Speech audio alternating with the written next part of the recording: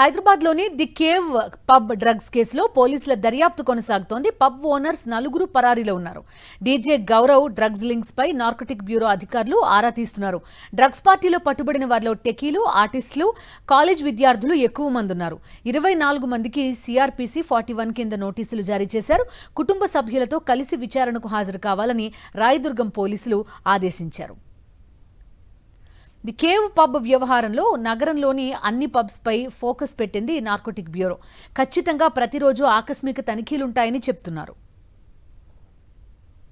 The cave pub drugs కేసులో పోలీసుల దర్యాప్తుపై మరింత సమాచారం మా ప్రతినిధి వాసు అందిస్తారు.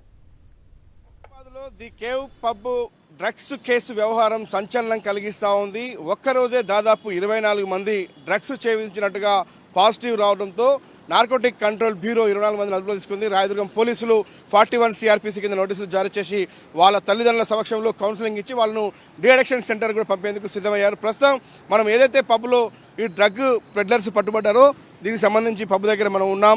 పరారిలో ఇప్పటికే ఈ పబ్బు యజమానులు ఉన్నారు. రాజేష్, అభినవ్, సాయికృష్ణ, సన్నీలు నలుగురు యజమానులు కూడా ప్రస్తుతం పరారిలో ఉన్నారు. వాళ్ళ అదుపులో తీసుకుంటే మరికొన్ని కీలక అంశాలు చూసే అవకాశం. కేవలం ది కేవ్ పబ్ క్లబ్ మాత్రమేనా, హైదరాబాద్లో ఇంకేమైనా ఈ పబ్బులు ఇంకా డ్రగ్స్ దందా సాగిస్తూ ఉన్నాయి అన్న అంశానికి సంబంధించి కూడా నార్కోటిక్ బ్యూరో ప్రస్తుతం అయితే విచారణ చేస్తూ ఉంది.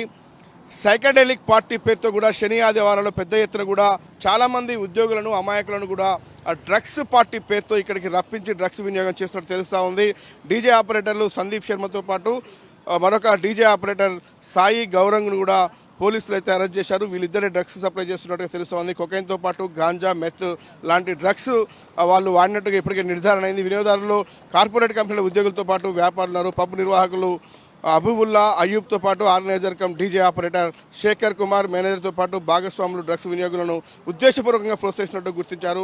ప్రస్తుతం ఈ నేపథ్యానికి సంబంధించి పోలీసుల దర్యాప్తు అయితే ముమ్మరంగా సాగుతూ ఉంది. ఇప్పటివరకు అరెస్ట్ అయినటువంటి డీజేలతో పాటు ఈ యొక్క 24 మంది ఎవరైతే డ్రగ్స్ వినియోగదారులు ఉన్నారో వాళ్ళందరినీ కూడా విచారించి వాళ్ళ కాల్ లిస్ట్ ఆధారంగా మొత్తం హైదరాబాద్లో ఎంతమంది ఆ డ్రగ్స్ వినియోగిస్తున్నారన్న అంశానికి సంబంధించి కూడా, డ్రగ్స్ వినియోగానికి సంబంధించి ఎంతమంది వినియోగిస్తున్నారన్న అంశానికి సంబంధించి కూడా పూర్తి స్థాయిలో నిఘాలో కూడా వాళ్ళందరినీ కూడా వెలుగులోకి తీసుకొచ్చి వాళ్ళందరూ కూడా ఇలాంటి కౌన్సిలింగ్ చేస్తాం, అవసరమైతే అరెస్టులు చేస్తామని పోలీసులు అయితే హెచ్చరికలు జారీ చేస్తున్న పరిస్థితి కనిపిస్తూ ఉంది. డ్రగ్ అడిక్ట్కి సంబంధించినటువంటి ఏదైతే మిషన్స్ ఉన్నాయో పెద్ద ఎత్తున విరివిగా వాటిని మరింత పెంచి ఇప్పటికే తెలంగాణ రాష్ట్ర ప్రభుత్వం అనేక వెహికల్స్తో పాటు ఈ డ్రగ్స్ కంట్రోల్ బ్యూరోకి సంబంధించినటువంటి ఉద్యోగులు కూడా పెంచడం జరిగింది.